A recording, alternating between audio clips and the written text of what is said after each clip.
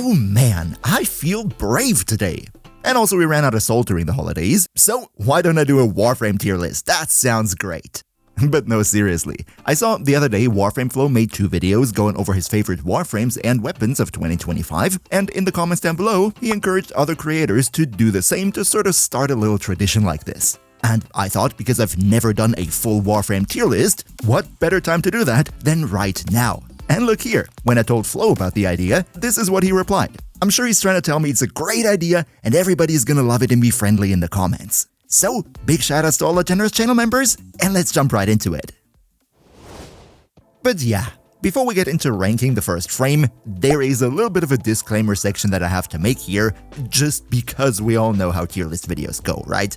Of course, Warframe is a very big and versatile game. We have tons of game modes, we have endgame players, we have beginners, and 63 Warframes with very different kits. Some of them are very strong room nukers, others are more into crowd control and support, and that means naturally putting an absolute rank on a Warframe to sort of say this one is better than the other does not make all that much sense. We all know that.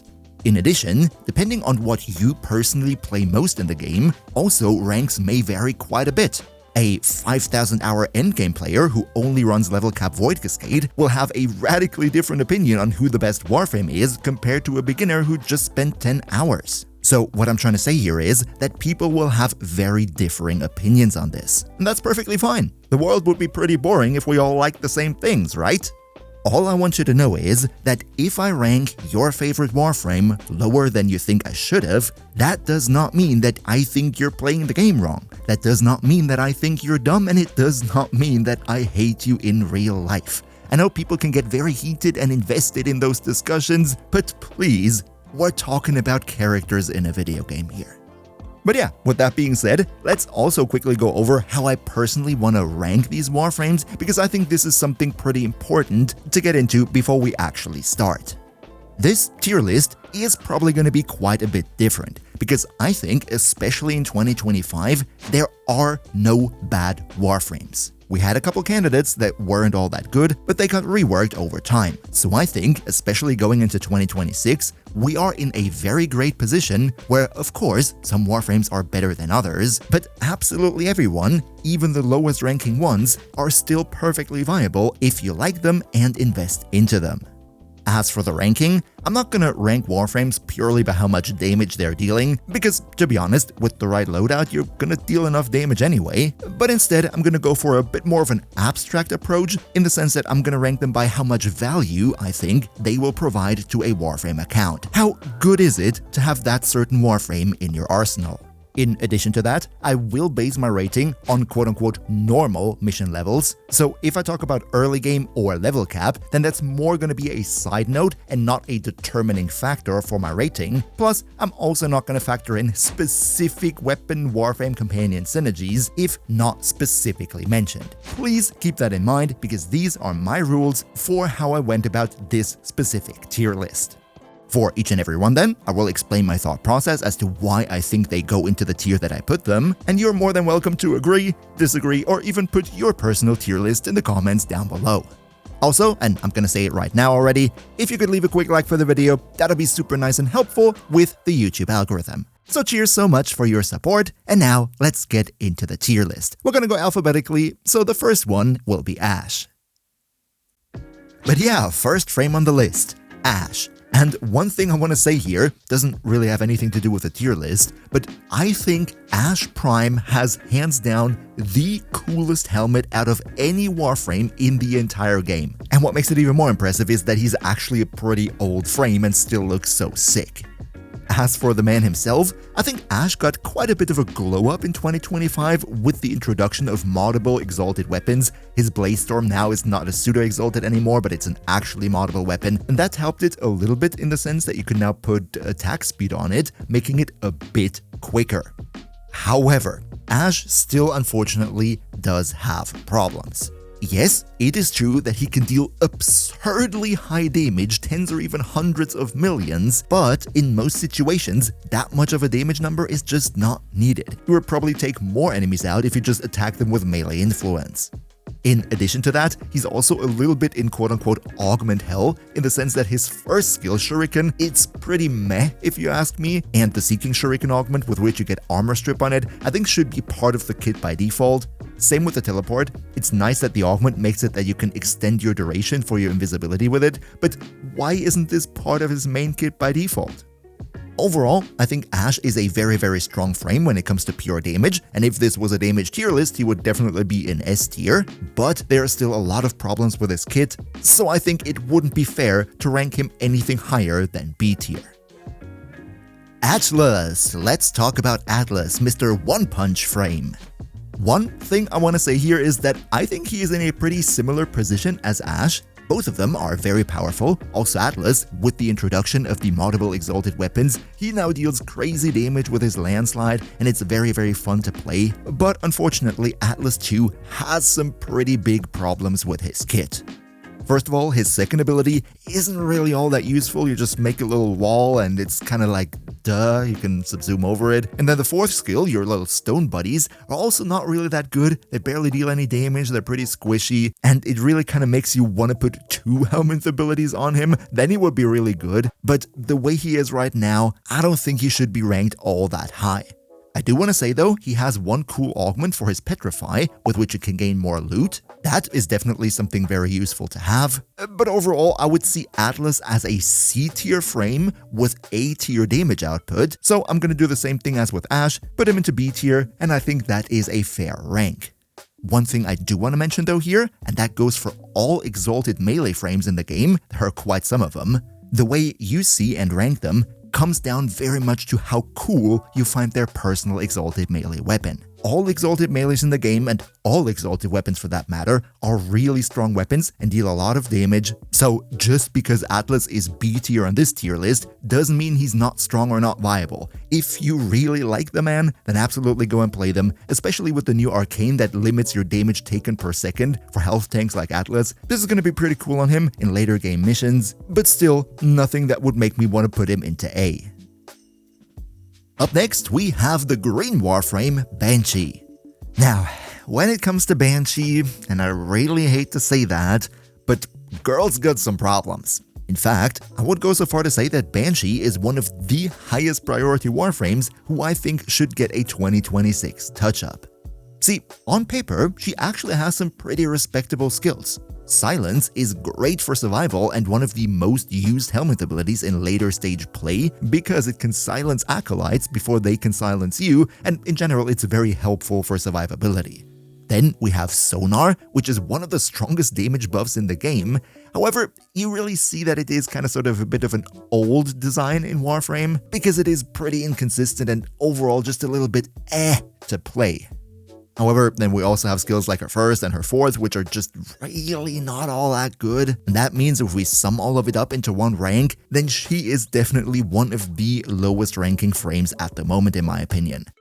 One thing that I do want to mention here though is that even though she gets outclassed by a lot of other Warframes in most situations, there's still that one niche where she really excels, and that is quick weapon leveling using silence. I'm not going to get too much into detail here because it would blow the video way out of proportion, but this right here would be a great example of a relatively low ranking frame who is still very excellent at one specific job. So don't underestimate anyone just because of their low rank.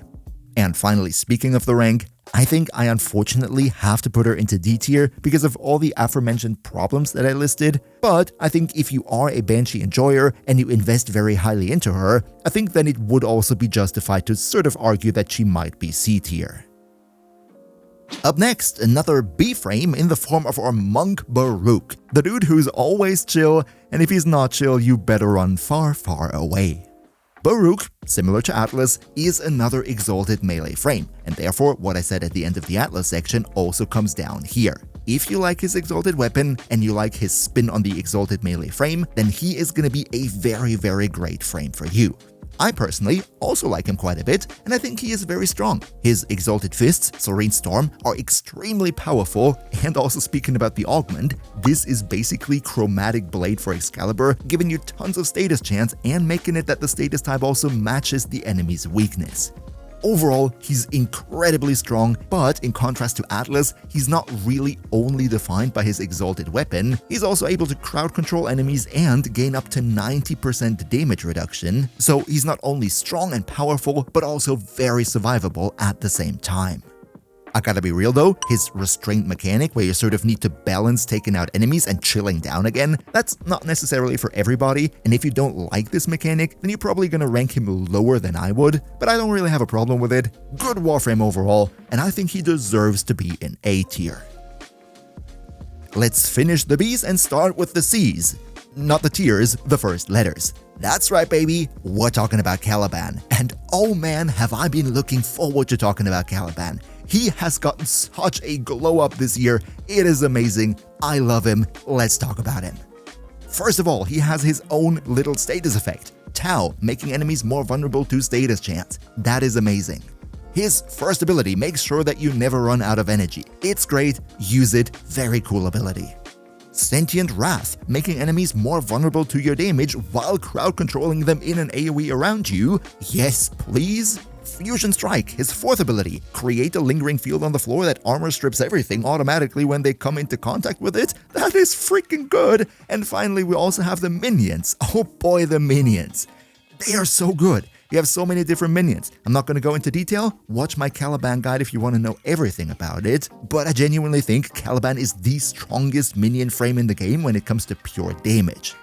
And as if all of that is not enough yet, then we also have the Razor Mortar augment, which just makes him one of the craziest room nukes that we've had. Like, it's pure neuron activation. If you haven't tried Caliban yet, then absolutely do that. So yeah, pretty obvious, I personally like Caliban a whole lot, and I would even go so far to say that he is borderline S tier, but not quite, so I'm gonna put him into a very high A tier, let's just say an imaginary A+ tier. Okay, so let's stop the glazing a little bit, calm down, and talk about our dragon frame, Chroma. Now, I think it goes without saying that Chroma is not necessarily the greatest Warframe. Basically, everybody and their mom in the community have asked for a rework for years already, and I'm not gonna break any news to you if I agree with that take. To be fair, I think some people are exaggerating a bit. He's not terrible as some people paint him to be. His Vex armor, for example, is actually pretty good. I like it. Gives you a lot of damage and damage reduction. But to be 100% fair, I think the rest of his kit is pretty lackluster. I mean, sure, Elemental Ward has some nice buffs for you and the team. They're definitely appreciated, but on the other hand, they're also not incredibly great. Like when we look at some other buffing frames, they have much better things in store for the team than Chroma. Now, of course, when you talk Chroma, you need to talk about Profit Taker, so if you like to farm credits by killing the big bad spider, then I think you're gonna love Chroma. It's a similar situation to Banshee, where even though the frame itself is not really all that good, there is this one niche situation where they really excel, and I definitely wanted to mention that. Overall though, I think Chroma is one of the Warframes where you really feel their age, and they could do with a nice 2026 touch-up, so let's cross our fingers, hope that happens, so he can get a higher position in next year's tier list. For today though, I'm gonna unfortunately put him into D tier, however, with enough investment and the right weapon in his hands, he can definitely also rank up to C. Up next, we have one of the most tedious farms in the entire game, but an absolutely amazing Warframe. Let's talk about Madame Gem, and that would be Citrine. Now, when Citrine first came out, I was at first really not a fan. In fact, I had one of the worst takes of my entire YouTube career when I called her basically just a worse Harrow. That was pretty embarrassing, because I think Citrine is literally one of the best frames in the game. She just does absolutely everything. You want to have infinite health and energy orbs? Well, her first ability does that. Ability number 2 gives you and the team 90% damage reduction, making you very tanky, and this is the only damage reduction ability in the game that stacks with itself, so if you play the game with 4 Citrines in a squad, you can have 99.99% damage reduction for everybody by stacking this skill.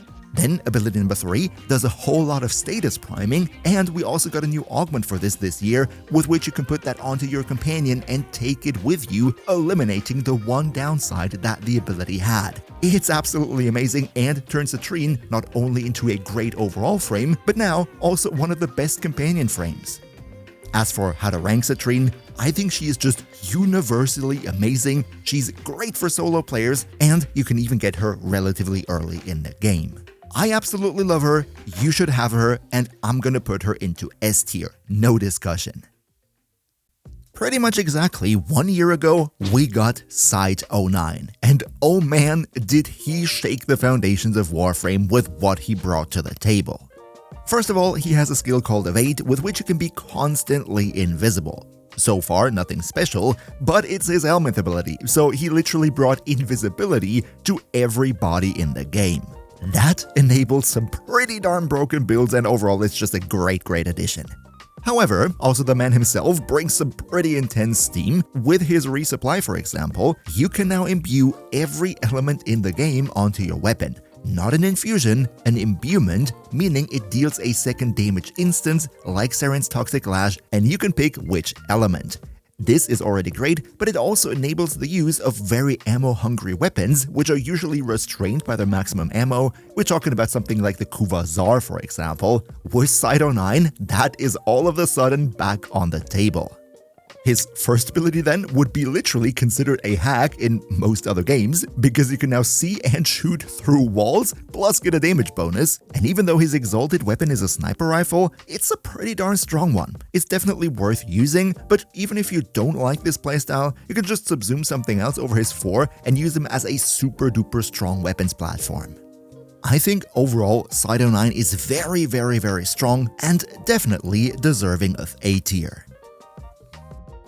Let's next talk about our horse girl of doom, Dagath, and yes, she's pronounced Dagath, not Dagath. I know that because I was sponsored to make a video on her when she released, and I pronounced her Dagath, and then they asked me to re-record it and pronounce her Dagath throughout the entire video. So yes, she's called Dagath, and if you call her Dagath, you're objectively wrong. I know also the developers themselves usually call her Dagath, but they're also objectively wrong. Thank you for listening to my pep talk of 2025. Let's actually talk about what she can do.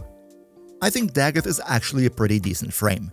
My only problem here kinda sorta is her last ability, because even though it deals a lot of damage, right, it's your typical case of we give the Warframe a clunky ability and then we crank the damage numbers up to 11 just so that not everybody hates it. I don't think it's necessarily the greatest design decision, and if you want to deal a lot of ability damage, there are better options in the game. Now, when it comes to ranking her, I'm actually a little bit torn, because on the one hand she has a lot of good things going for her, kinda sorta nudging her into the A tier, but then on the other hand there is still a bit too many issues that I have with her kit to really justify A, and that's why I personally decided to put her into B tier, probably one of the better B tier frames if I'm gonna be honest, and if you personally see her more as an A frame, then there's definitely a discussion to be had about it, but I think the A tier frames on this list are just that tiny bit better, which is why I put her into B. Okay, up next we're talking about Dante, and this is gonna be a quick one. S tier, absolutely no discussion. The man is disgusting. Literally, the only bad thing I can say about Dante is that it is a little bit difficult to fashion frame him. His model isn't really synergistic with many armor pieces and stuff, but that's like literally the only bad thing I can say about him. He gives almost constant invincibility to himself and his team with the overguard and overguard regeneration he provides. He debuffs the enemies, he gives you additional damage, and holy moly, even though it got nerfed and it now has line of sight checks, his nuking is still pretty good, and his exalted weapon got better and better and better with all the arcanes that were introduced since he was released. So yeah, long story short, I think Dante is one of the only frames where everybody in the community agree he needs to go into S tier, and it would be heresy to rank him any lower. But now let's go from one frame where I was very certain to a frame where I'm again a bit torn, and that would be Ember. The thing with Ember is that on paper her kit is actually pretty darn good. Her passive gives you a lot of ability strength. Her first, while being pretty in its base form, has an augment with which you can put heat damage on your weapon, so that's pretty good. Immolation gives you up to 90% damage reduction, making you very tanky. Fire Blast reduces enemy armor, which is also very great. The only problem that I really have with her kit would be her ultimate Inferno, because it looks so strong and amazing and it rains down death from above. Yes, that's what we want to see, but it sort of doesn't really deal the damage that you would want it to deal. In fact, we even got 2 Warframes this year that kinda sorta do Ember better than Ember in that sense, and that would be Uriel and Temple. So if you ask me, you kinda sorta have to give Ember 2 tiers at the same time, one as weapon buffing platform. In that sense, I think she could actually be A. However, when it comes to ability damage dealing, and she's only like C tier if you ask me, which is the reason why I decided to just go with the average and put her into B tier. But it was still important for me to tell you about this differentiation that I'm making here, so that you know that she's actually a pretty good weapons platform, but not that great of an ability damage dealer. The next Warframe would be Equinox, and I gotta be 100% real and transparent with you here. I have never really played Equinox. She is very high on my to-do list for 2026, but up until now, I just do not have the experience and the confidence to give her a proper rating. And because I don't just want to pull something out of my butt so she goes on the list, I actually decided to just not rank her. I've heard she's amazing, I've heard a lot of people say very, very good things about her, and I very much look forward to researching and learning about her kit in 2026. For this tier list though, I think the best course of action would be to just be honest about it and put her in the I don't know portion. If you like and have more experience with her, then why don't you tell me in the comments down below which rank you would personally give her. Looking forward to your feedback. Up next, we have the poster boy, the OG Warframe Excalibur.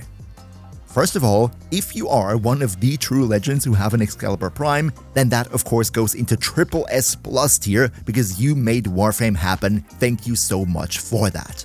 However, if we're being real about the rank here, then it really pains me to say, but I do not think Excalibur should be that high ranking. I know his Exalted Blade, especially with the Chromatic Blade augment, is incredibly strong, like you can deal so much damage, but then again, every Exalted melee frame deals so much damage, and the other ones just have better other abilities in their kit than Excalibur.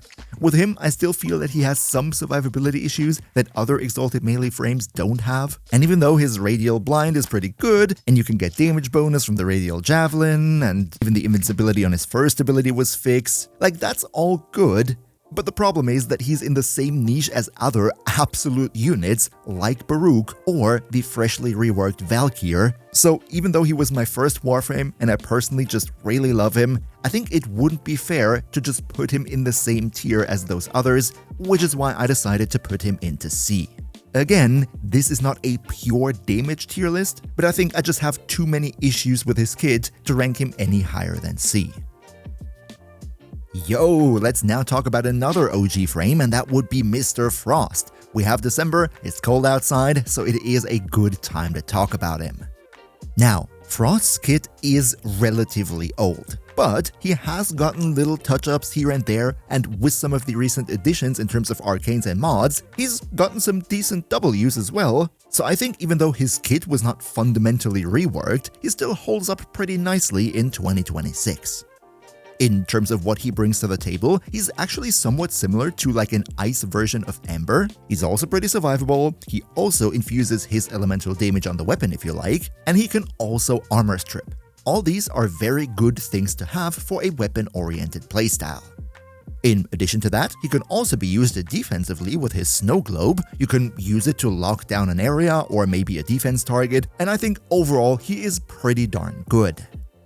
When it comes to ranking him, I gotta say I initially put him into very high B tier, like B plus tier, not because he's bad, but because I think the A tier Warframes on my list were just that tad bit better. But then with the recent addition of Melee Kareen, with which you can freeze enemies around you, that is another big W for Frost. So I thought to myself, you know what, I like the man, let's just nudge him up into A tier, although I gotta say, we should look at him as a very low A tier, like maybe A minus, I think that would be fair.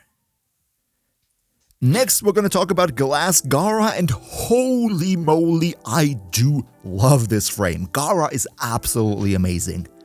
First of all, she benefited a lot of the pseudo-exalted rework that we got earlier this year.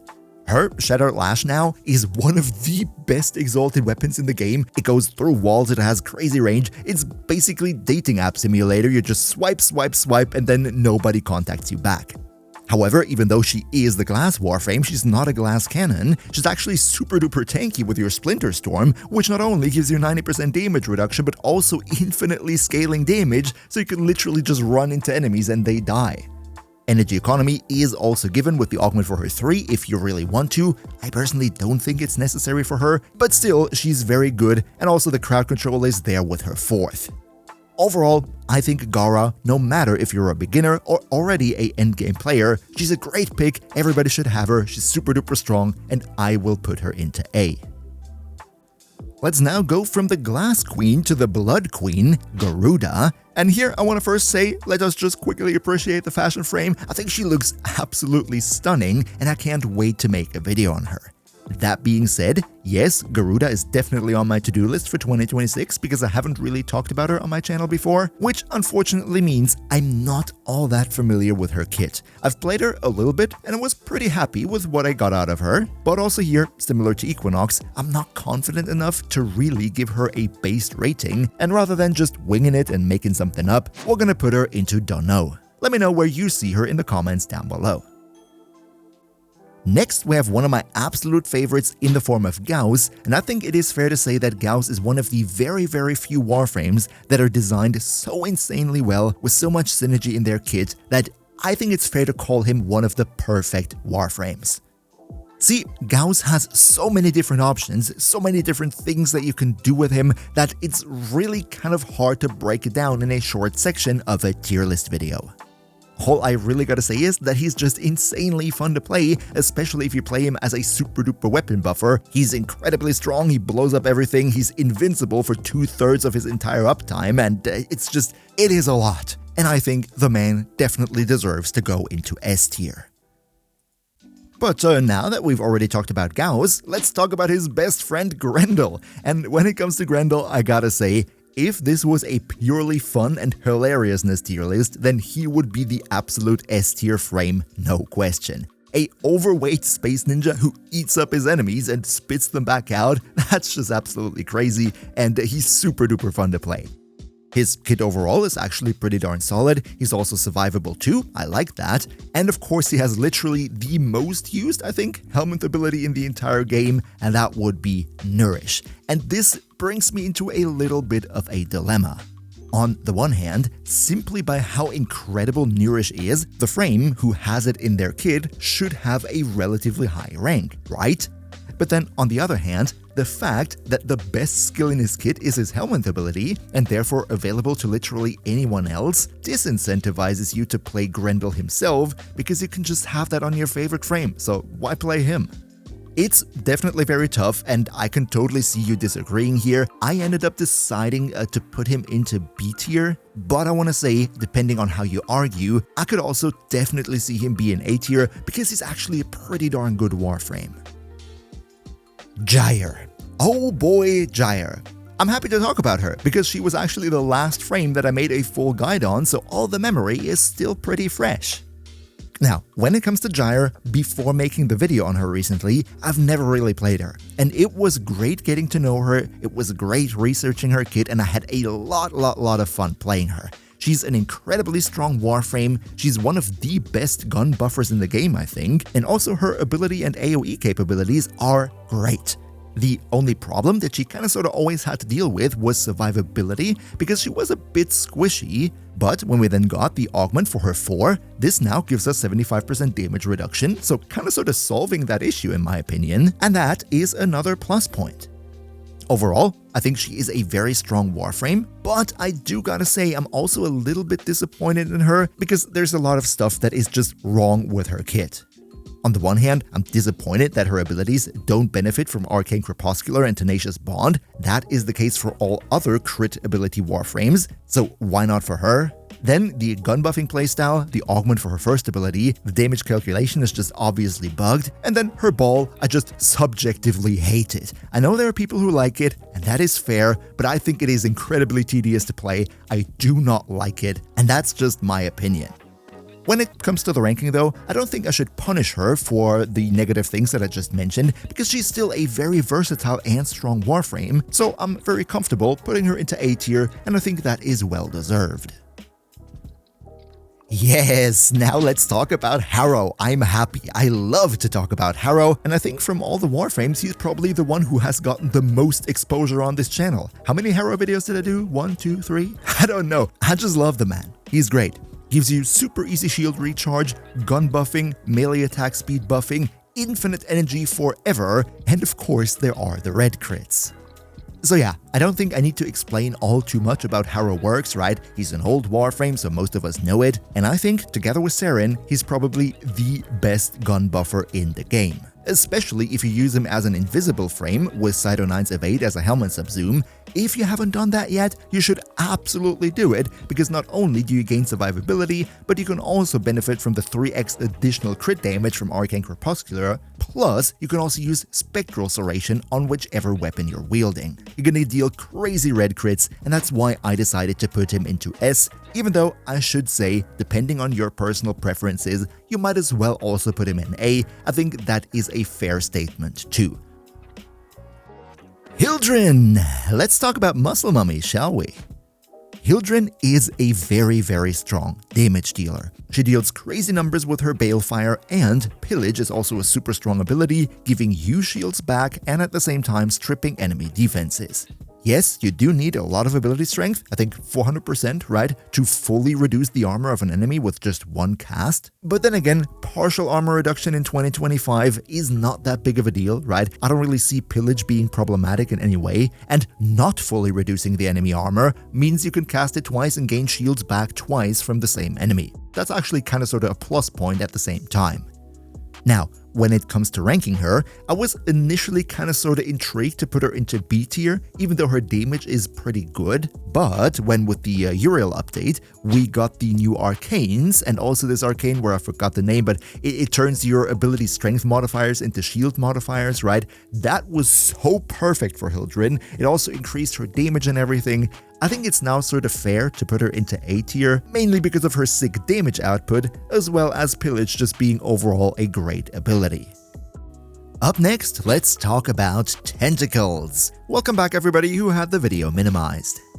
Hydroid, oh man, Hydroid really needed the rework that he got quite a while ago. But luckily, now he's actually pretty decent. He's all about corrosion and armor reduction because he's the only Warframe who can fully armor reduce on only corrosive alone without using green Archon shards. That's his passive. And while I think it is definitely nice, this whole corrosive full versus corrosive partial armor reduction thing is not too much of a big deal actually. Luckily, he has much more. For example, his first ability, Tempest Barrage, which I think is probably the best in his kit. You make it rain on the enemies, apply corrosive, there's also an augment which makes it deal viral at the same time.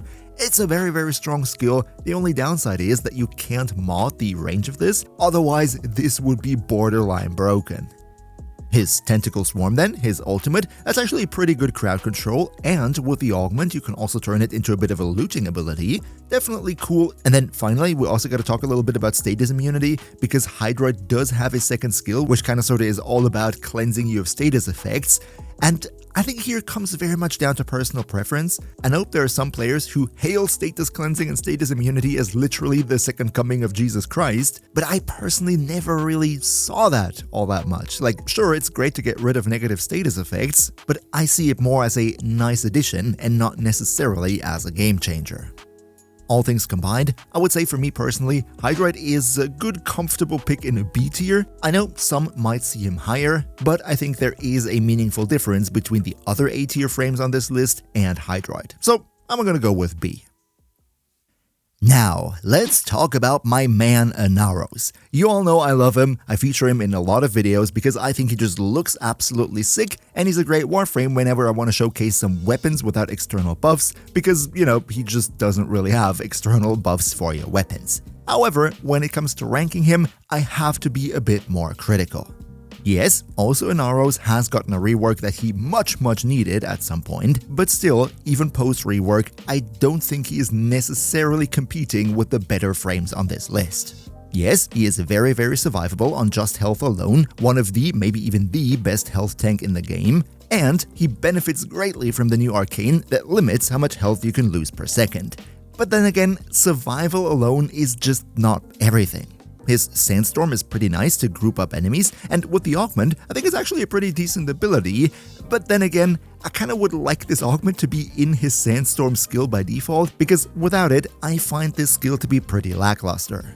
The Scarab armor is nice to have, but also not that groundbreaking, and really the best two abilities in this kit would be Scarab Swarm because of the armor reduction and also because it crowd controls the enemies, that's pretty good, and Desiccation because it not only blinds enemies, but you can also get the very cute and surprisingly strong Sand Cats.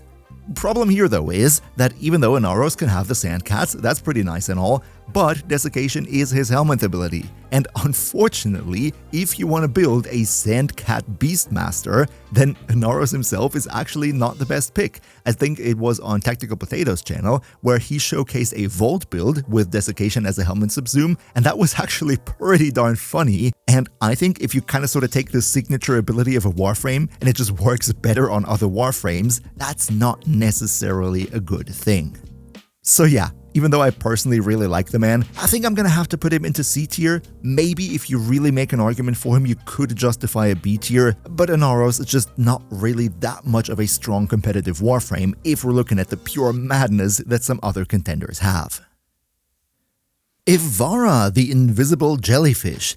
First of all, she looks absolutely stunning, especially in her prime form. But also here, I gotta apologize, but I never really played her, right? I'm gonna make it short. I do have her on my to-do list for 2026, and I'm very much looking forward to it. I think she's pretty complex and offers a lot of interesting playstyles. But also here, I just don't have the experience yet to justify a ranking for her in this tier list, so she goes into don't know. Let's take a look at her next year. Can spiders get pregnant? Well, I don't know, but Warframe sure can. Let's talk about Jade. Jade is a very interesting Warframe, but I want to start by nagging a little bit because after all I'm German and nagging is our culture. I really struggle with fashion frame on Jade, and not because she's pregnant, but I feel like her geometry and her cloth things that are hanging down on her, it's just really difficult to fashion frame around that, so I would really appreciate like a deluxe skin or some Tenogen. That would be pretty nice and definitely on my wish list for 2026. As for her abilities themselves, I think she's in a pretty decent spot. She has nice buffs going on with her second ability, and she does armor strip with her third, although I would wish that her third works a little bit faster. Now, also Jade is one of the Warframes who has an exalted weapon. This one counts as pistol and therefore has access to the most interesting arcanes in the game. I think pistol arcanes are definitely more interesting than melee and primary arcanes, but on the other hand, I also kind of feel that Jade's exalted is not as amazing as other exalted weapons. Overall, I think Jade is definitely a solid Warframe, especially when it comes to managing the buffs for your team, but my gut tells me that I personally see her in more of a B-tier situation. Let's next talk about Khora, one of the Warframes on the list that I've been looking forward to most. Khora is just absolutely amazing. The girl has always been very good, but she keeps on winning and winning and winning. First of all, her Whip Claw. Exalted weapon, very good, very strong, big numbers, entire room cleared. Also, she has an innate grouping tool, which is very good, and it groups enemies in a way that their heads are easy to hit, so that is a perfect thing if you want to use guns as well. Then her Strangle Dome, which is just perfect because it crowd controls and you can delete everybody in it by slinging your Whip Claw into it. I mean, I don't really need to explain how Khora works, right? I think most of us know that, and she's very good. But my biggest surprise of 2025 was how incredible Venari and Khora in general as a Beastmaster also works. I mean, I made an entire video this year in which I mostly focused on Khora as a Venari type of playstyle, and that was really darn strong. Oh yeah, and did I mention that with the Pilfering Strangle Dome augment, she also becomes one of the best loot frames in the game? She's really that good. Now, when it comes to the ranks themselves, I think it is fair to put her into S tier. I've seen her in S tier on some tier lists, but if I'm gonna be honest, I don't want to go that far just yet. Just on this list right here, she's in a very comfortable and very high A tier. Someone who's not gonna be in a very high comfortable A tier though is the next one on our list, and that would be Koumei. Now, when it comes to ranking Koumei, that's actually pretty difficult because she is completely random. That's literally her design thing, right? It's all about chance, it's all about rolling the big dice. In general, when it comes to Koumei, there are usually two approaches. You have the people who say she is absolutely broken strong S tier no doubt, because if you stay in a mission for 3 hours and stack all the decrees that she gives you, then she's broken. And I totally agree with that. In this scenario, yes, she is definitely probably the strongest Warframe in the game. But then again, in the other 95% of cases where you're not staying in a long endurance mission, Koumei is pretty lackluster in my opinion. Like sure, she applies a lot of status effects and that's nice and all, but that's really all there is to her. Her entire playstyle revolves around staying in the mission for long and stacking those decrees. So the way you would rank Koumei kinda sorta comes down purely to whether this is exactly what you want to do or whether this is not what you're trying to do. I personally think just because in one specific scenario a frame is very strong, that doesn't justify giving them a high rank if for most of the game they're actually pretty lackluster, which is why I put Koumei in C, but just note that if you go long endurance, then she would be much higher, probably even S tier. Okay, the next one on our list is gonna be a short one. Let's talk about Kullervo. Now, we all know Kullervo, right? He is the red crit Warframe for your melee of choice. To be fair, in the past there was a little bit of a competition whether Kullervo with Varuna Subzoom or Varuna with Kullervo Subzoom is going to be the best melee frame, but especially since we got his recent augment, I think since then he definitely has the advantage here. Overall, Kullervo's kit is just absolutely freaking amazing. First of all, Wrathful Advance gives you so much ridiculous crit chance for melees, it's just borderline broken. And in addition to that, with his 2 and the augment, he is pretty much completely invincible even against level cap enemies, because the skill gives you Overguard back exactly in the same time window that your Overguard gate protects you. Yes, to be totally fair, if there is online play involved, maybe latency or certain status effects, it is possible that you go down regardless, like this is not 100% of a safety net, but then again, we just got a new arcane that limits how much damage you can take per second. So if you really wanted to push Kullervo up to level cap, just throw that on and you're double safe. However, he's not just the melee one-trick pony. With Collective Curse, you can bind enemies together and have them share damage. This not only works for melees, but also for guns, which is pretty cool too. And then his 4th ability, Storm of Ukko, I think you can definitely play towards it, but it's also not the focus for him, so usually this one is your Subzoom slot. Long story short, Kullervo is just an absolutely amazing Warframe, in my opinion the best melee Warframe in the game, and that's why he goes straight into S tier. Next on the list would be Lavos, and I'm also kind of looking forward to talking about him. See, in general, Lavos is one of those Warframes where I know he's really good, but at the same time I kind of sort of never end up playing him. His main gimmick is that he doesn't use energy, but therefore has cooldown on his abilities, but it is pretty easily manageable, and you can come up with a skill rotation where basically your cooldown is always 0 and you just spam at your heart's content. The main thing why I think Lavos is incredibly strong though would be the Valence Formation Augment, because this one not only gives you more damage on your weapons, but whichever element you infuse on the weapon, it will get a guaranteed status effect. This is huge for those weapons where you really want to have status effects, but then their status chance is really low. In those cases, just put them on Lavos and enjoy the show. I think with his kit, he's a great daily driver, he has a lot of versatility, can be used in many different scenarios, and all of that in combination with the guaranteed status effects. Lavos for me definitely goes into A tier, even though I personally kinda never really play him all too much. Up next, we have another Warframe who I personally don't play all too often, so maybe we already put a little asterisk next to my ranking here, but it is now time to talk about Limbo. First of all, when it comes to Limbo, I still haven't made a video on him yet, and that is definitely something that I want to get to 2026.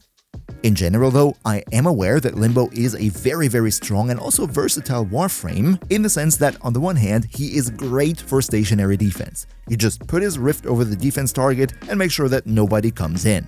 Then, he is also pretty good as a crate breaker Warframe. Especially when you farm certain resources, you want to run through a tileset and just AoE break everything around you. In this case, his Cataclysm is also pretty good because it goes through walls. You can run through the tileset and just delete everything to get whichever resource it is that you're farming. That is actually what I personally end up using him most for nowadays. However, and this is definitely something that I want to look into much more in the next year, I think he's a pretty darn strong damage dealer as well, all while at the same time having the ultimate crowd control. As I'm sure you can tell, I'm not explaining his kit in all too much detail because I don't want to say anything wrong here, and I do need to do more research before I actually put out a video on him. But in contrast to the other couple frames where I just put them into don't know tier because I literally have zero idea how to rank them, with Limbo, I'm pretty confident regardless that he deserves an A tier. Okay, up next we have to talk about Loki.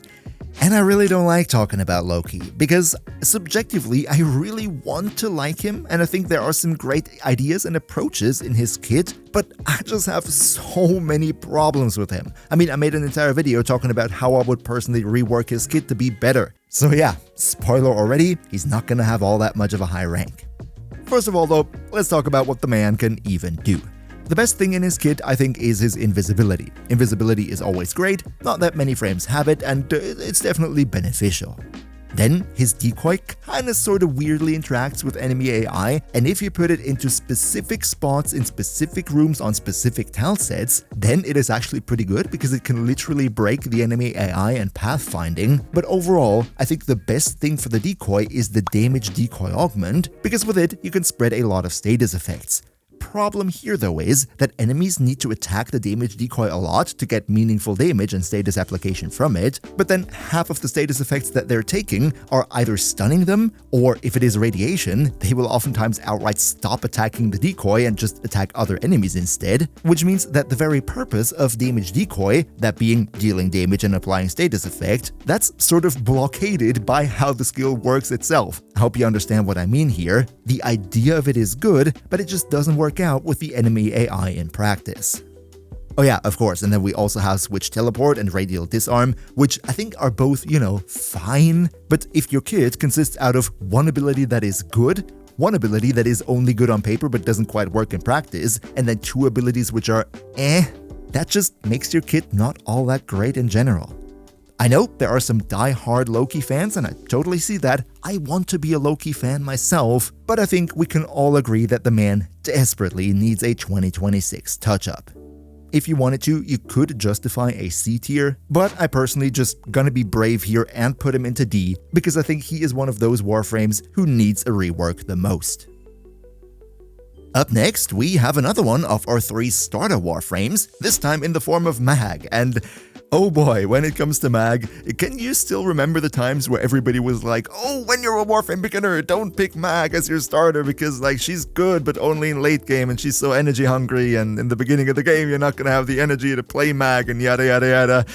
Ah, good old times. And then they gave Equilibrium to everybody in the teacher quest. So I say Mag is now actually a pretty decent starter option, even though Volt would still be my personal recommendation. But hey, we're not talking about Mag, and Mag is absolutely stunning. Do you like to pull together enemies and loot in front of you to then just nuke everything away? Well, Mag might just be your girl. Do you enjoy making a big magnetized bubble and then shooting your Arca Plasma projectile into it to create a helicopter spinning projectile of doom? Well, then Mag is also there for you, and I even made a fun little video where I showcased the build where you can literally delete an entire room with the help of her abilities and only one bullet jump. That's right, you're not even firing, you're not even attacking, they all just die. So yeah, Mag is just really good and also super duper fun to play. I can highly recommend her, and without wasting too much more time, I'm just gonna put her in A tier. I don't think she's quite S, so we're gonna put her in A, and I think that's a fair assessment.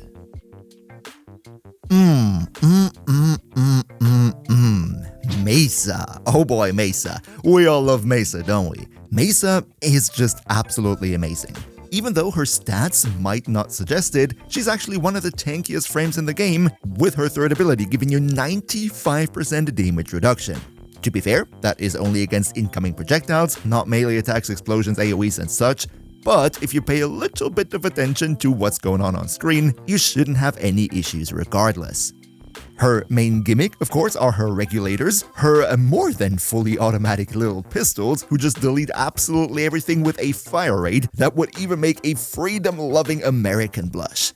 So yeah, long story short, Mesa is one of the most fun and the most strongest damage dealers in the game. Problem with her regulators is that they cannot target certain elite enemies. That's a little bit of an issue, I would say, in boss battles. But overall, survivability and the damage output are very good on her. In addition to that, she also provides a little bit of a buff, and if you really wanted to, you could also play a fun little niche build that I showcased on my second channel a while ago, where you buff up single projectiles like absolute crazy. Now, with the ranking, I gotta say I'm a little bit torn, because from all the things that I mentioned, she is definitely a very positive frame, and I've seen her in S tier on some tier lists, but I personally kind of feel that being a very survivable, very high damage dealer is just not special enough in 2026 anymore to justify an S tier rank. So I'm gonna put her in A, but with the little annotation that she's definitely in the higher levels of A, like kinda sorta A+ tier. Up next, we have Mirage, the French lady, who is a sort of circus dancer and she does ridiculous damage. If you're French, then now would be the time to give this video a thumbs down. Speaking about Mirage though, Mirage is really good. You first of all have Eclipse, which is a very strong damage buff to your weapons, and you can also twist it around to make yourself very tanky, which is much appreciated with Mirage and higher level content, because without Eclipse she is a little bit of a glass cannon. Then you can either play her as a strong weapons platform, because her mirror images shoot in sync with you, and what's even more fun here is if you combine her mirror images with any type of melee weapon that shoots out a projectile, because in that case, not only the frontal two are shooting with you, but all four, and it is absolute carnage. You should totally test it out. In addition to that, there's also a fun niche build where you can make drops on the floor into proximity mines, basically blowing up the entire map constantly. That is pretty cool. And also her little disco ball deals absolutely ridiculous damage if you build for it. I definitely want to revisit Mirage in 2026 because I feel the new arcane that gives us more duration, that can actually be pretty huge on her. But even without that, I think Mirage is a safe A tier because you can make her work in many different ways and she is very strong. The Necromancer, the Loot King, Nekros. I gotta be real with you guys, and you might disagree here, you might think I'm a little bit harsh, but Nekros is really not that good anymore. Yes, of course, it goes without saying that he is the #1 loot frame, he re-rolls the loot tables on enemy corpses and even on body parts, and that is really huge. If I were to farm a specific resource, then Nekros would probably still be my go-to, and farming resources is undoubtedly a very important thing in Warframe, so that is definitely a very strong plus point about him. The issue is just that literally everything else about his kid is really bad. First of all, his ultimate, his shadows, is what even turns him into a necromancer in the first place. Problem is that they are ridiculously bad, they're dealing no damage whatsoever even with the highest possible investment, and on top of that they're held back by the AI, so if you want to play a minion type of frame, then Nekros is literally the worst one in the game. Yes, with the augment, you can redirect your damage towards them, making yourself more survivable, but I personally think this should be part of the base kit because without it, this skill is completely useless. Then his first ability, Soul Punch, to put it generously, is niche at best, and even his arguably pretty good armor stripping ability, Terrify, does have some issues, because against many higher priority targets, where armor stripping is actually important, it just doesn't work. It's just consistent against the trash low-level mobs, so to speak, where armor stripping is not all that important in the first place. And on top of that, you make them all weirdly run around, which makes headshotting them more frustrating. And all in all, right, even though it is his helmet ability, on most builds where you want to subsume something for armor stripping, you'd rather go for Thorough Strike instead, even though the AoE coverage is much worse, but Thorough Strike just works on more enemies and is generally preferred. So yeah, long story short, I think if we're ignoring the looting part, then he would absolutely be D tier from the rest of his kit, but because he's good at looting and because looting is very important, I'm gonna rank him up into C tier, but I really don't see him be any higher just because of the looting. Yes, he's very good for looting, and if you want to farm resources, then definitely go for him, but overall, I don't think he deserves to be higher than C. Up next, let's talk about another Warframe that I have to address in 2026, and that would be Nezha. Nezha is actually really good. you have good damage reduction, are kind of survivable because of it. Then you can also nuke. In fact, the nuke is actually so good that it got range nerfed at some point, but it's still pretty passable and definitely a viable playstyle. And then you can also inflict heat damage with abilities, which allows you to use certain arcanes and interactions which are pretty good on a gunrunner type Warframe. To be 100% fair, I haven't played him all too much to go into detail here, but from what I've experienced so far, I think he's actually pretty darn good, also nice fashion options, which is why I decided to put him in A tier. Hopefully, by the end of next year, for the next tier list, I will have enough practical experience with him to go into more detail. Nidus. I love Nidus. Everybody loves Nidus, right? If you like health tanking, if you like grouping up enemies and destroying them with big crits, then Nidus is the man. He's very survivable, a very good gun platform, opens up also a couple of nice possibilities. The biggest issue that I personally have with this kit is that you have a sort of mandatory augment for his grouping ability Larva, because Larva has some really weird mechanics where oftentimes enemies get stuck in walls and then you can't recast it, and it's just really darn clunky and we all hate it. Now, to be fair, there is the augment which makes it recastable, but then again, we shouldn't have to use an augment to be able to recast a clunking ability which otherwise most of the times wouldn't be recastable. I don't like mandatory augments, and that is the biggest problem about him. However, there are also a lot of plus points, for example the insane tankiness, the fact that he can buff up your weapons, and overall that he's just a very good Warframe. Add on top of that the new health tanking arcane, which limits your damage taken per second, and Nidus is not only viable on normal levels, but also on absolutely high ones. Now, on some tier lists, I've seen Nidus in like B tier because people are really mad about his larva, and I totally understand that. It is a fair take to have, but I personally think he's still too good to put him in B tier just because of that one issue with the mandatory augment, which is why I decided to put him in A, but let's consider him more like A- because of this one issue. Noko, a relatively new addition to the game, came in autumn and he's the brother of Yareli. See, with Noko, I'm actually a little bit torn. On the one hand, he is absurdly strong and has some nice convenience, but then again, from a game design perspective, I don't think his kit is all too creative and thought out. I mean, yes, there are very good things about it. You gain infinite energy, you can buff your ability strength, and it is very difficult to die, but I kind of feel that the main selling point about him is that his fourth ability not only deals ridiculous base damage, but also can red crit, which then again means it benefits from Tenacious Bond, it benefits from Arcane Crepuscular, and you can deal absolutely absurd damage. So yeah, in terms of on-field performance, he's actually pretty darn good, but I kind of feel like the only reason why that is because his fourth ability can crit. If it couldn't crit, therefore dealing much less damage, then Noko would probably be more like C tier. It's really just the damage that would justify a higher ranking.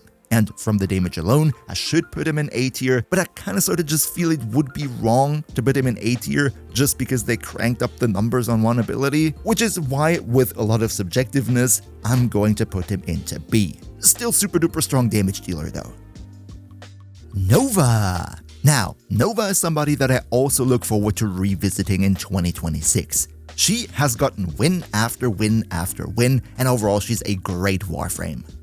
See, on the one hand, you have amazing crowd control by being able to either speed up enemies or slow them down, depending on the mission, whatever it is that you currently need. Her null stars give you crazy damage reduction, and with the augment they're also able to inflict heat procs, which again enables certain arcane interactions and is very much appreciated. And in general, there's just so much you can do with her. She's very strong both in crowd control as well as damage output, plus she's survivable, and I think every account out there should have her. When it comes to the ranking, it's again pretty difficult for me whether I should put her in A+ or sort of S- tier, so to speak, but I feel like we haven't gotten that many S tier frames yet, so I'm gonna put her in a low sort of S tier. She's absolutely one of the best Warframes in the game, but I could also see that if you're not so hyped about her, that you would put her in A tier as well. Another frame that starts with N would be Nyx. You know what I mean.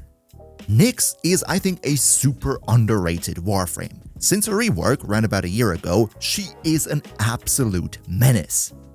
Her passive gives you a lot more crit chance for your weapons. Her fourth ability with the augment makes you constantly invincible, like Revenant Mesmer skin types of invincible. It's ridiculous. Then she can also strip armor, shields, and overguard from the enemies. And this is something nice that was added with the recent update, there is secondary irradiate, which makes secondary weapons ridiculously busted, but it needs enemies to have 10 radiation procs on them. And guess what? Nyx is a Warframe who has an ability that does exactly that.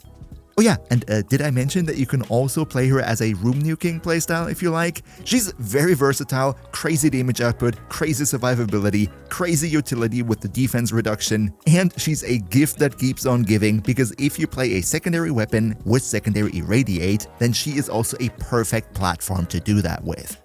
The only downside that I see with her is that she's a little bit too reliant on augments. She's kind of a bit in augment hell. It's not crazy bad, but there are some things with her augments that I wish were in her base kit already. Nonetheless, I think Nyx is a very, very, very strong Warframe, and she definitely deserves to be in A tier. Let's next talk about the GOAT of Warframe. That's right, let's go over Oberon. Oberon recently got a rework, a sort of 2025 modernizing touch-up, and the man definitely needed it. Now, he's actually pretty darn good. See, Oberon originally has always been a more supportive-focused Warframe, with armor reduction, healing himself and the team, and so on. And luckily, with the rework, he wasn't fundamentally changed. He's not a I destroy everything and am a solo frame now type of Warframe, which happened to a lot of frames. No, he's still mostly a supportive unit, just that his entire kit got much more easy to use and less clunky. One thing that we do need to mention here would again be secondary irradiate. If you want to use that on your secondary weapon, then Oberon, just like Nyx, is the perfect platform to apply all the radiation for you. His passive is now also pretty darn good, giving you a sort of Mesmer skin-like invincibility, even though I think on paper it looks better than it is because you only get 3 stacks, and depending on which scenario and which mission you play, you might not be able to keep it up consistently. It is definitely a very strong passive and it makes him much more survivable, but I think putting it on the same level as Mesmer skin would be a bit of an exaggeration. Then, I also want to mention his first ability Smite, which can be made into kind of a nuking ability, but you need ridiculous investment to make it work consistently. Kai, I think, recently made a video on his channel where he went into that direction, and it is definitely possible if you're willing to make the crazy investment, but I personally kind of feel that if you want to nuke, then, you just don't play Oberon, you play other Warframes who can do that better. Now, when it comes to ranking, I think for Oberon it's a bit difficult, because as a supportive unit, it depends on whether you're playing in a team or not. If you are a solo player, then I would see him more in a B tier, even though he's pretty good, but there are much better kits out there for solo play.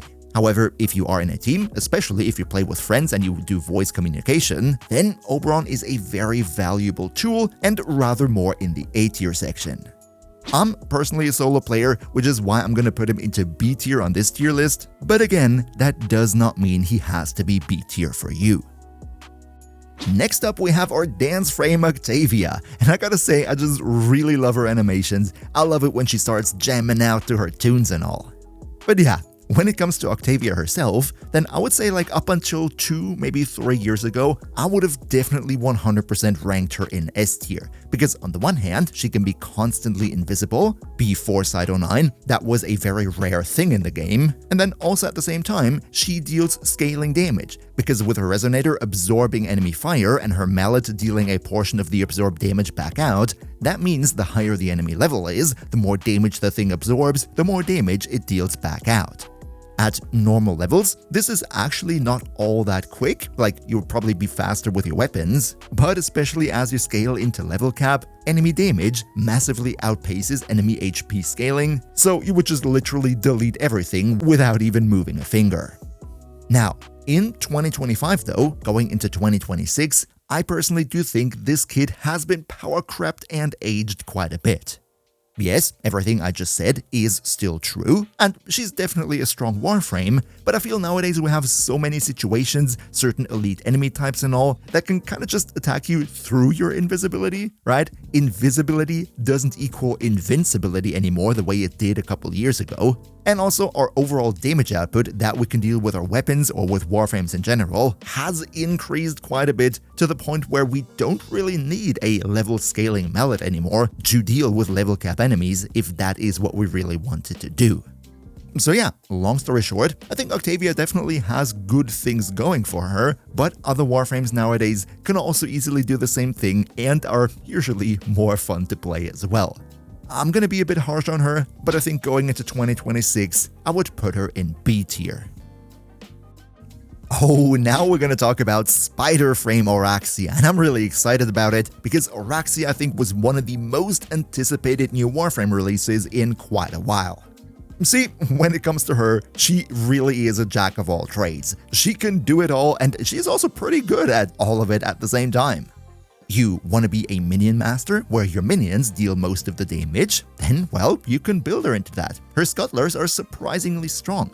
However, if you rather be a gun runner, no problem. She has a ridiculously strong damage buff to your weapons, and in addition to that, it counts as a separate damage instance, so it's kinda like Toxic Lash, which again enables some very nice synergies. When it comes to survivability, no problem, because most of the time you're invisible, and even if not, then you're still pretty survivable. And then with her first ability, energy economy is also no problem whatsoever, and her 2 with the damage vulnerability, mwah, chef's kiss. I personally think Auraxia is an absolutely amazing Warframe. If you haven't already, you should definitely try her out. And whether you put her in S tier or A tier, I think purely comes down to how you personally enjoy the whole wall latching focused playstyle. I think, for me personally, I really do like her, but my gut tells me that I don't quite want to put her in S tier, so also here, I'm gonna say a very high A+ tier for Auraxia. Protea! Oh man, Protea, I just love Protea. She is amazing. In fact, I would say she, together with Gauss, is one of the very few quote-unquote perfect Warframes. Her kit is just absolutely ridiculous, everything comes together in perfect harmony and synergy. Protea is just ridiculous. First of all, survivability is no issue. On normal levels, you can easily shield tank with your shield orbs, but even on higher levels you can shield gate with them because they will give you a 5-second shield gating duration. Just note here, as far as I know, Brave Respite and Augur mods kinda sorta mess with that invincibility time frame, so better don't use these mods on her. Then, her Blaze Artillery is just one of the biggest damage dealing abilities in the game, like the scaling on this thing is absolutely ridiculous, especially if you combine it with a grouping tool where the Blaze Artillery can hit multiple enemies with one shot. In the past, we had to subsume a grouping ability to really make that happen, but this year we got the Sciatid in the secondary weapon slot, which is just the perfect synergy with Protea because it delivers reliable and fast enemy grouping. Then, if you want ammo, energy, or health, no problem, her third ability's got you covered, you're never gonna run dry. And then as her 4, you can either pick any helmet ability of your choice, but nowadays, even playing her into her 4 is a viable choice. If you ask me, I think Protea is very versatile, incredibly strong in every single way, and even over the last couple of updates, there were new mods and arcanes introduced that indirectly buff her even more, so I personally think it is fair to go so far to put Protea into S tier. She, in my opinion, is one of the very best Warframes in the game, and everybody should have her. Corvex! Let's talk about one of the most hated Warframes in the game.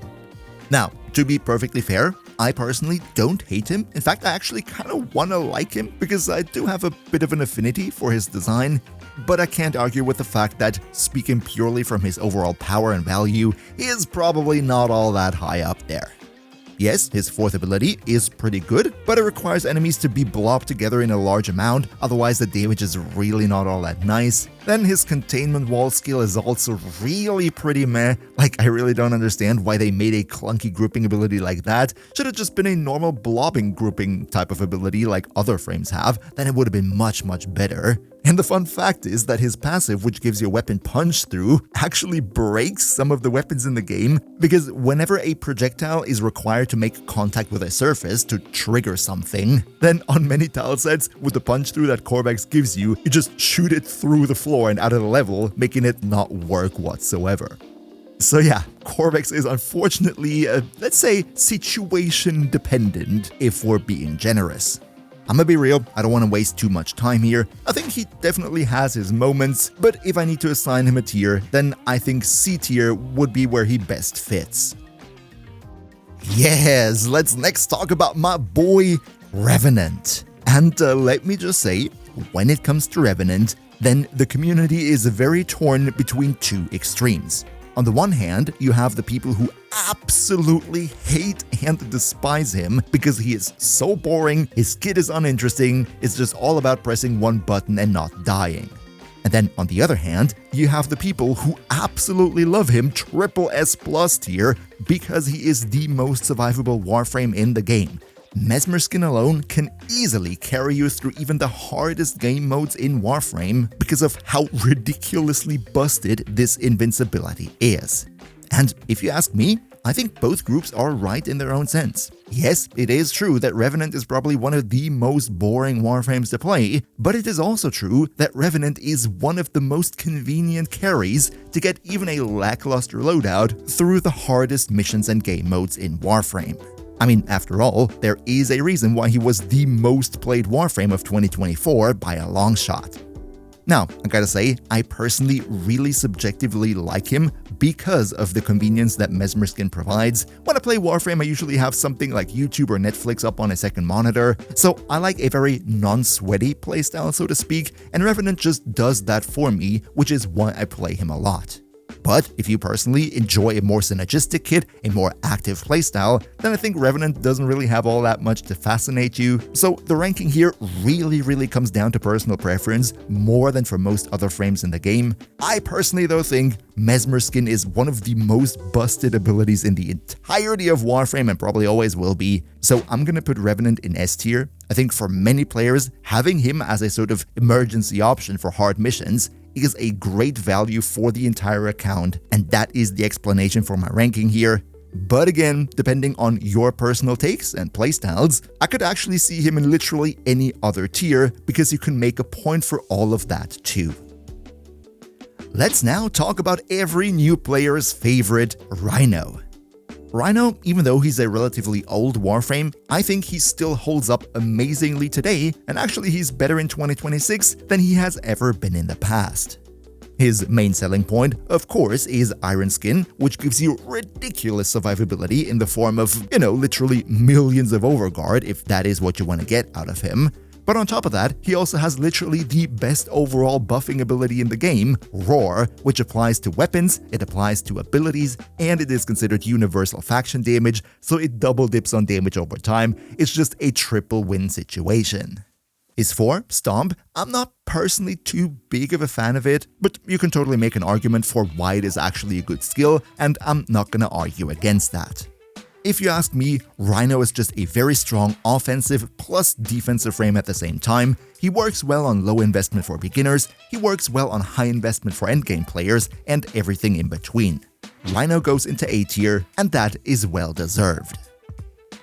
Citrine. Oh boy, Citrine. When was Citrine ever not broken, huh? Now, I'm not gonna waste too much time on her. We all know how powerful Citrine is, and we're gonna put her straight into S tier. She is one of the strongest weapon buffers in the game, together with Harrow. These are sort of my go-to frames when it comes to gun buffing. Harrow if I want to go for the crits, Citrine if I want to focus more on elemental damage. You get a ton of corrosive with the augment for her 1, room-wide armor stripping, viral application, toxic lash, which is one of the most busted abilities in the game, and nowadays with new arcanes and subsume abilities, her biggest issue, which was always survivability, is also not too much of a problem anymore. Citrine, S tier, let's move on. Sevagoth would be next, and I think Sevagoth is a little bit of an interesting one.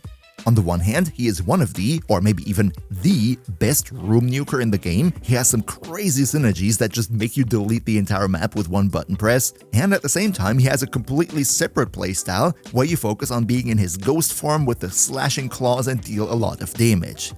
The problem that I have with him though is that even though he just room deletes everything, nowadays, it's actually not all that necessary anymore to have an ability that just deletes every enemy in the vicinity, because the normal quote-unquote trash mobs are really just cannon fodder anyway. Like, the power creep in the game has advanced so far that room nukes are generally more for the 3 minutes of fun and screenshot damage, whereas the really important targets are mostly immune to these types of abilities anyway.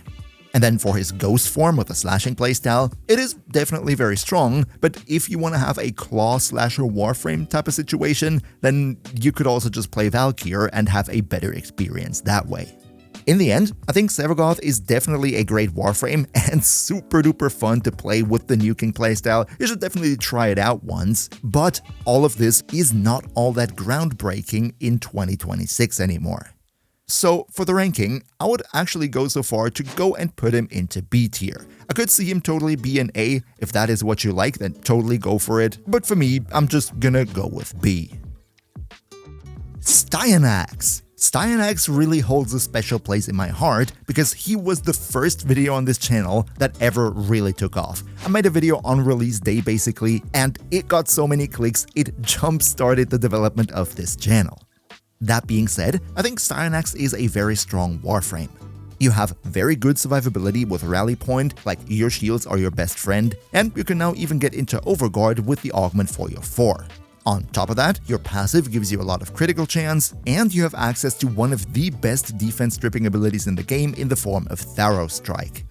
On release, this was a very strong combination. However, over the last couple of years, I feel we got more and more Warframes who can kind of sort of do something similar, which is why not too long ago, I would have seen him more in a strong B tier position compared to other Warframes.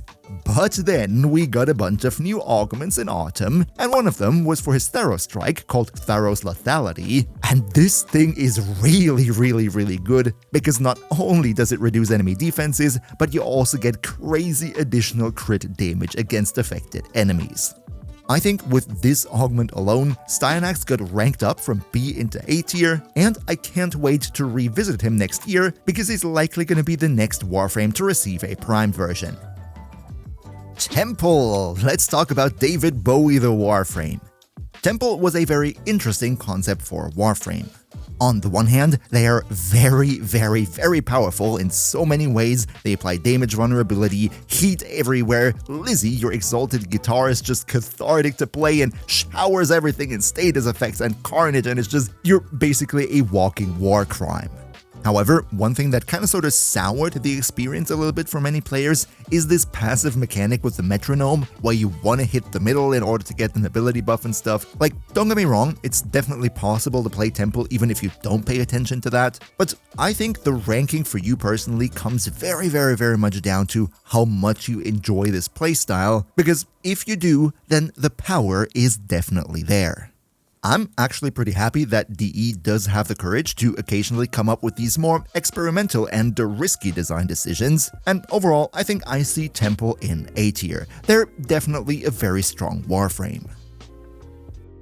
Okay, up next we gotta talk about one of the craziest 180s that I've ever made in a year, and that has to do with Titania. See, originally I always saw her as a sort of kinda decent Warframe-ish, but like, why would you play her if you could play other Warframes? But holy moly, this year I sat down and I started working and researching for a Titania guide, and in the process I have gotten to absolutely love and glaze her into oblivion. She's just, in my opinion, probably one of the most versatile Warframes in the game. On the one hand, she is borderline invincible because it's very difficult for enemies to even hit you, and then because she's mostly in the air, if you wanted to be tanky, you could also stack all these bonuses that give you damage reduction while airborne. If you play her right, you're just not gonna die whatsoever. Then her Dexpixia, the Exalted Pistols, are also very good. They're not necessarily AoE focused, even though if you infuse Zarta's Whisper, you could give him a little bit of AoE capability, but overall they're more single target focused in nature. But oh boy, the DPS on these things is crazy. Like, I played him in the Purita Rebellion game mode the other day, and I just deleted the final boss in like a second. However, Titania is not only survivability and damage output. You also have a ton of buffs, and that is probably the biggest selling point for me, with the right helmet combination, you can also turn her into a super easy solo defense frame. You know, solo defense missions tend to be a bit more difficult in Steel Path. With Titania, absolutely zero problem. I don't want to get too much into the details here, watch my Titania guide if you want to learn more about it. And then, as if that's not enough, there's also Interception, one of the most dreaded game modes if you don't have a team to play together with. But what if I told you that also here, Titania turns this into an absolute cakewalk? Like, you can literally crowd control the enemies on the map so hard that you do not have to get a single kill throughout the entire mission, and you're easily gonna win the entire thing without having to do basically anything. And really, all of these use cases just scratch the surface. There are so many other ways where Titania can really help you get through the mission faster and more efficiently. Because all of that, I personally decided to actually go super duper ham on her and put her into S tier. I'm fully aware that she might not really have the same power as other S tier frames, but with the absolute ridiculousness in versatility that she has, I think she deserves to be an S tier purely based on that. Trinity, another one of the OG Warframes, and she got a touch-up together with Nyx around about a year ago. Now, to make it short, because this video is already long enough, Trinity is in a very similar position as Nyx. She can buff your weapons, she presses one ability button and then neither her nor the entire team is gonna die. She has healing capabilities, she gives basically infinite energy to herself and the team, and you can also turn her into sort of kind of a nuking frame. There's a lot of possibilities, she's very strong, and I think kind of underrated too. But similar to Nyx, I'm also gonna put her into A tier because I think she deserves that high ranking, and she's actually much better than most people give her credit for. Uriel, the Devil Frame, our newest Warframe to date actually. Now, when it comes to Uriel, I already made a video on him like 2 weeks ago when he came out. So if you haven't already, definitely check that out in case you want to have some build ideas. Remember how on Ember I said this year we had 2 Warframes that do Ember better than Ember? Well, Uriel's 4 is kinda sorta what I meant here. This thing is absolutely ridiculous in how much damage it deals, and the best thing is it doesn't really care about elevation, it doesn't care about line of sight. No, it is a literal nuke where really everything in its range will die. There is no safe spot. However, of course, that's not the only thing he can do. He also has a bunch of other things in his kit, plus this funny minion mechanic that will help you be more powerful on the battlefield too. For some people who really don't like this minion mechanic, you might actually downrank him a little bit because of this, but if you ask me, I kinda feel that if you don't want to use the minions, then you can totally get away with just not doing that and still have a great experience. So yeah, for me, Uriel is probably not an S tier Warframe, but a strong A tier. That is, I think, where he fits in best. Oh, up next, we have the angry little kitty Valkyr, a Warframe who also recently got a rework. Now, to be 100% fair, I think Valkyr is in a similar position as many other Exalted melee frames. If you find her personal Exalted melee weapon exciting and fun to play, then she definitely has the strong and powerful kit to back it up and make her very valuable for you. I personally gotta admit that I'm just not too much of a fan of her Exalted talents. I just don't find them all that interesting. You know, other melee frames have more exciting Exalted weapons. Exalted Blade, Baruuk's Exalted Fists, and even Atlas's Punch I think are all more fun to play to me personally, which is why I never end up playing Valkyr all too much. But I gotta be real here, this is not a tier list where I rank Warframes based on how much fun I personally have with them, but by how much value I think they would provide to a Warframe account, and in that sense, Valkyr is definitely very strong. She deals tons of damage, she's very survivable, and I think, just like Baruuk in that sense, she deserves to be in A tier too. Ooh, up next we have Vauban. That's a little bit inconvenient for me to talk about him, because I really haven't played him in a long while. Last time I played him was when he was really not all that good, but I kinda really didn't keep up with him throughout the last year, so with some of the new additions to the game, he might actually have improved quite a bit, but I really can't tell at the moment. So put a big asterisk next to my rating for him.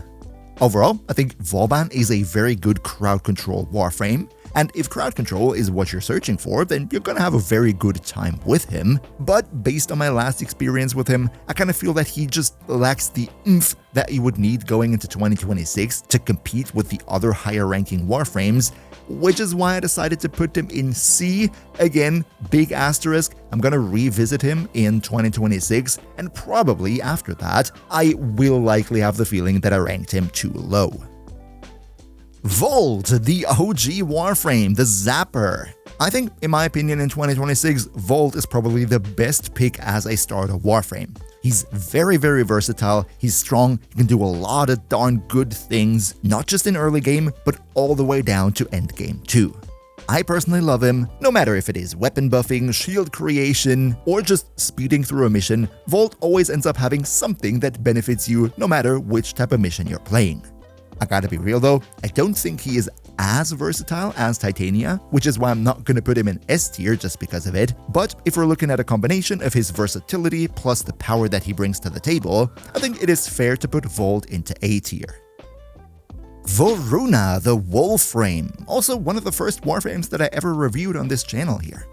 Now, as I also said in the Kullervo part, for a long time we had a sort of the rivalry between the two as to who is the best melee Warframe in the game, and as I also said with Kullervo, I kinda think he won that race, but that does not mean that Voruna is bad. She actually has a ton of good stuff that she brings to the table.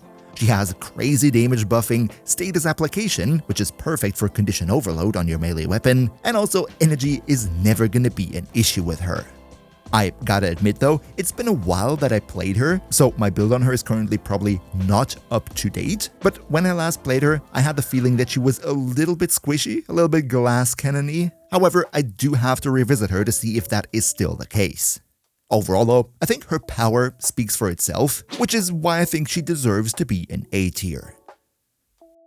Wisp. Oh man, Wisp. I really like talking about her because she is such an amazing Warframe. On the one hand, she provides a lot of valuable buffs for herself and the team, and the good thing here is they never run out. You just place down your little reservoirs, and then they're there for you to pick up whenever you like. On top of that, it is basically impossible for you to die because you're invisible when you're in the air, you're invisible when you shoot your clone out, and even if you do take damage for whatever reason, you can always just tap the clone button again to get 3 seconds of invincibility. This right here alone is like rolling guard, with the difference that it does not have a cooldown, so you can literally just spam that thing and never die, no matter what hits you. Then, in addition, of course, we have Breach Surge, one of the strongest damaging abilities in the game because of the fact that it crits and that it can benefit from Arcane Crepuscular, which is a perfect synergy with her, and Tenacious Bond. Overall, it's just really, really great. And in 2026 now, even though it was always kind of sort of her Subsume slot, even her fourth ability now is pretty darn strong if you want to build for it. You have crazy damage output, crazy survivability, buffing capabilities, and a lot of versatilities in what you can build for and how you can play her. I really, really like Wisp, which is why I decided to put her in S tier, but I could also totally see that you don't hype her up that much, in which case A tier would also be fine, but hey, this is my tier list, so Wisp goes into S. Wukong. Oh boy, Wukong. I kind of feel like Wukong is a little bit of a touchy subject because he has seen his fair share of reworks and buffs and especially nerfs, and people got mad, and it's just a little bit messy when we look into the man's history, but overall I think he's still in a pretty decent spot. See, Wukong, if you ask me, is more of a convenience frame, right? He's pretty versatile, he is convenient to play, has enough damage to not really struggle with high-level enemies, and with his cloud form, you can not only quickly traverse the level, but it also helps you in spy missions. All in all though, I gotta say I don't find Wukong all too interesting, right? Just jump in, slap a couple mods on, and he's ready to party. But because of this very thing, I think he's sort of designed to be mid in a way, where you're never gonna have a bad experience, but you're also never gonna stand out as much as stronger Warframes do. This is why I decided to personally put him into B tier, although I gotta say, if you really enjoy his exalted weapon, then it's definitely fair to also position him in A tier alongside most other exalted melee frames. Zaku, the Broken Frankenstein Warframe. Oh man, Zaku is incredible.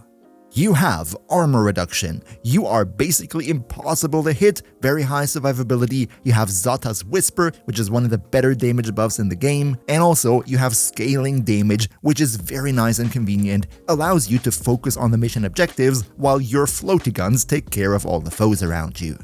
I think for Zaku it really comes down to if you like their playstyle. If yes, then I think you could go so far to actually put Zaku into S tier. However, if you kinda don't vibe all too much with them, then there's not much reason for you to play them, which is why I decided to sort of go into the middle ground here and put Zaku into A tier, even though if I'm speaking purely from my personal preference, I would probably go so far to personally put Zaku in S-. Overall though, I think A tier is fair. Yareli is one of the Warframes who I've never liked all too much until I revisited her when her Prime released earlier this year.